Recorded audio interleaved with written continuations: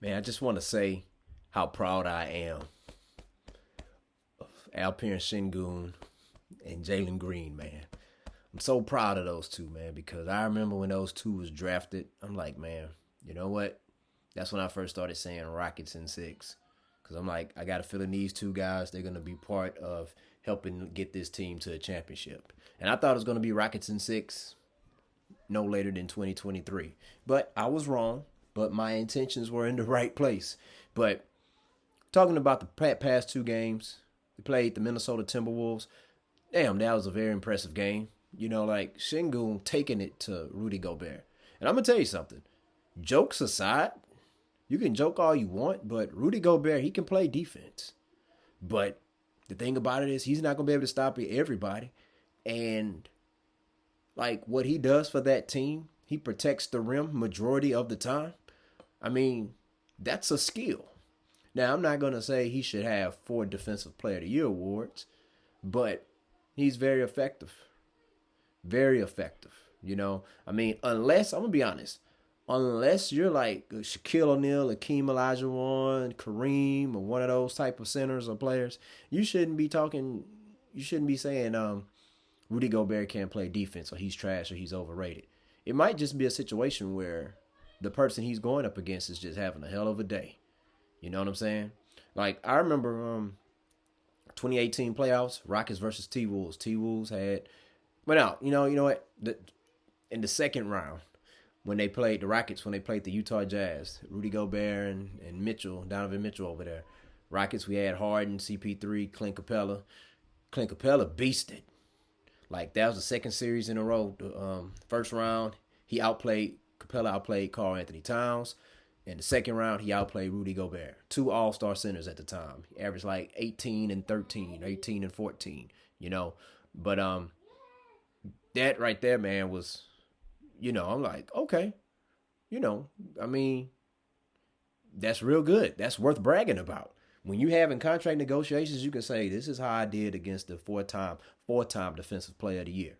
At the time, he was, 1 year defensive player of the year. But Shingun, what did he do against him? Let's see. 22 points, 11 assists, 10 rebounds.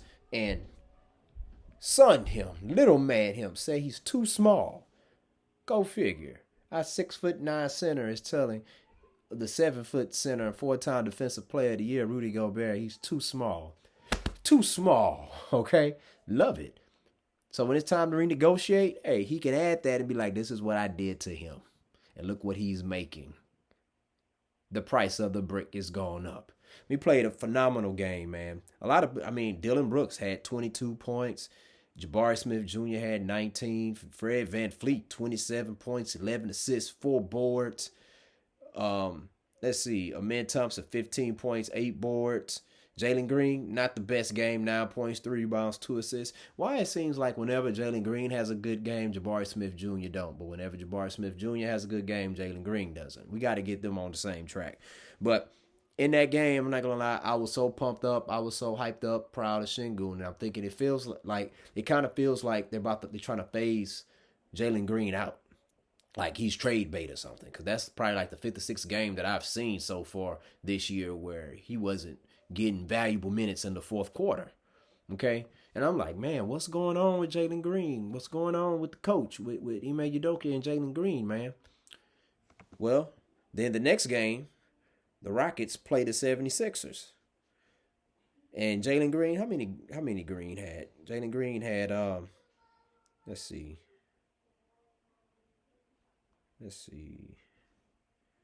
Hold up, y'all. Give me a second.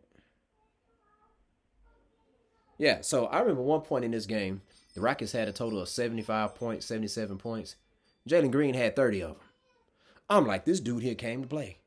He came to play. Like, it seems like that green light is clicking. And I love what Ime Udoka said at the end of the 76er game that the Rockets won again in overtime. He says, we're trying to get him to be more downhill, going straight and stuff, just going downhill. And I said that. I said, man, this dude here, he reminds me of like a Clyde Drexler, Leonardo Barbosa, you know what I'm saying? Where two of the fastest players with the ball, and they just go downhill. You know what I'm saying? Forget all that juking lateral. I'm hitting with lateral movement. And they just downhill. Boom, boom. You know what I'm saying? So I think that Jalen Green, it's all about him being decisive. He's a phenomenal shooter, but we don't need his first shot to be the three-pointer. You're not Steph Curry. We don't need you to be that. You're not Klay Thompson. We don't need you to be that. We need you attacking. And when he's attacking, I mean, not many people can stop him. And we're in a league where it's not too many shot blockers anyway. Okay? So just keep attacking. They're going to foul you. You got some good players on your team to where if the defense collapses to you, you kick it out there wide open. Or if you miss the layup or something, guess what? They're crashing the boards. You got Steven Adams, Sengun. They're fully capable of setting very strong picks, you know, so you can get freed up. You know what I'm saying? So it was awesome to see him go out there and ball like that. Let me see. Where you at? 41.7 boards, 2 assists. Played 41 minutes as well. Got a point per minute. How about that, folks? Love that, man. And I'm like, okay. He's showing out, man. But I'm proud of him. I'm proud of him. Because it's one of those things where you think about it, it's like we're starting to get to the point. We're almost to the point where it's like, okay, all right, we got to stop living. We got to stop talking. We got to stop being heavily focused on Sengun and Green's potential. And we got to focus more, get to the point where we're focusing more on what's the end results.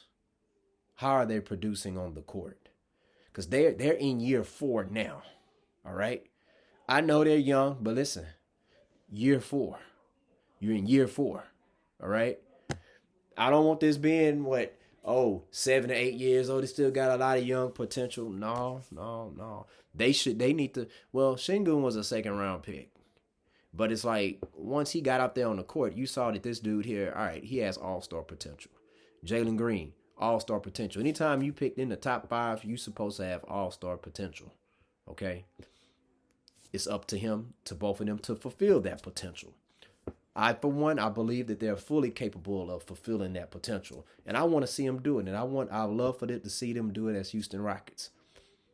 But they're going to have to do it quick. Because the thing about it, this team here, like, you got a lot of real good players on this team. Got a lot of lottery picks on this team. And so when you're a lottery pick, everybody waiting on their chance to shine.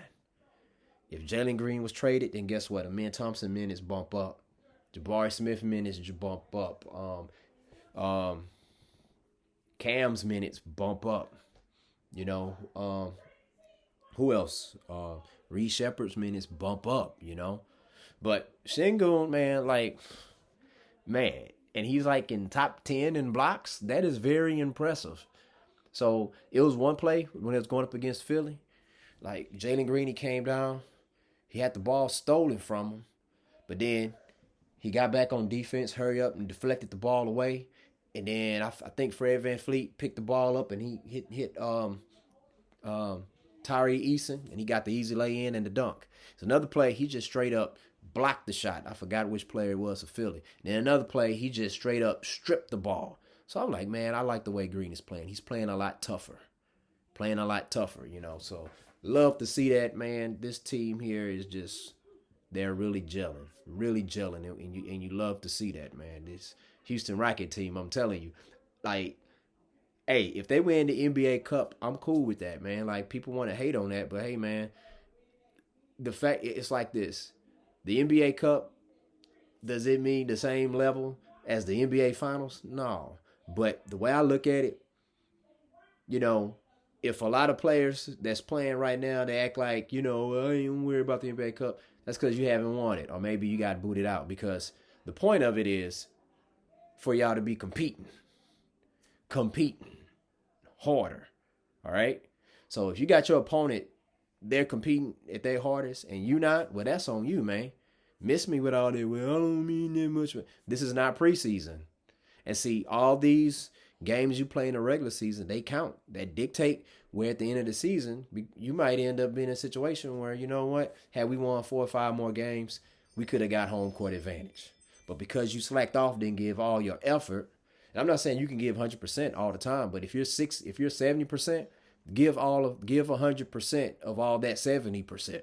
Okay, so I mean that it seems like that's what it's going to take. But I love what this team is doing. It seems like with Ime Udoka, what he has with this team is, depending on the matchups, it's kind of like a Bill Belichick thing.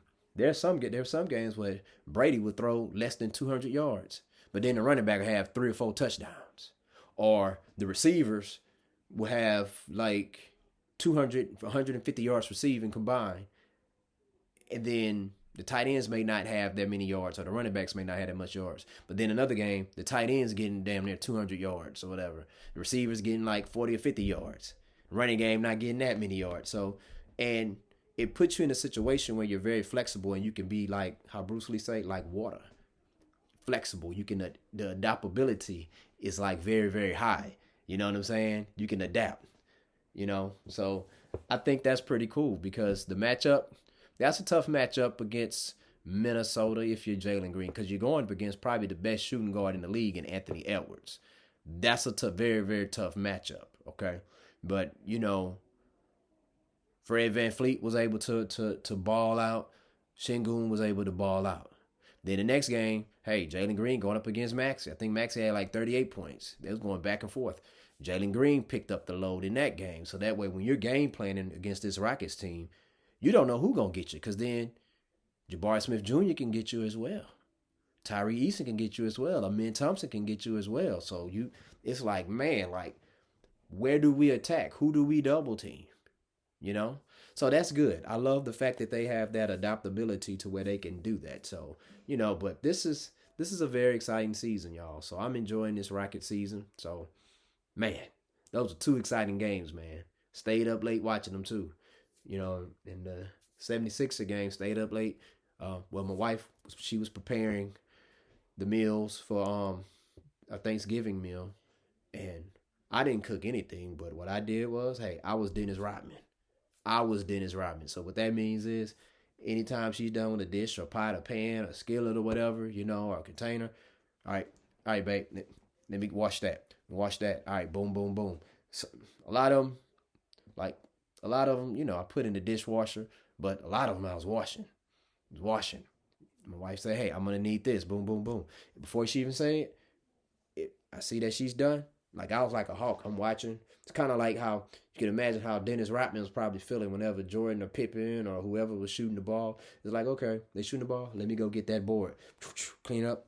Give it back to you. Take another shot. Do your thing. So that's what I was doing. That was my way of contributing. So, but yeah, man, I love what this Rockets team is doing. And tonight let's see, who the Rockets play tonight?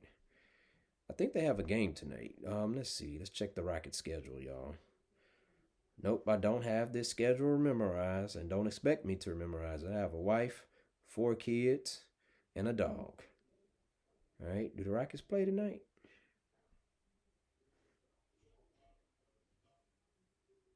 No, they play the OKC Thunder on December 1st, which is Sunday. Okay, that's going to be a good game.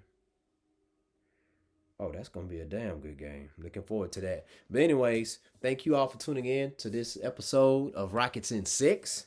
And hey, you like sports, you like basketball, you like movies, that means you like me. Yeah. You know what I'm saying? We're alike. You know what I'm saying? So please hit that like and subscribe button and subscribe to the channel, Student of the Game Podcast. Peace out.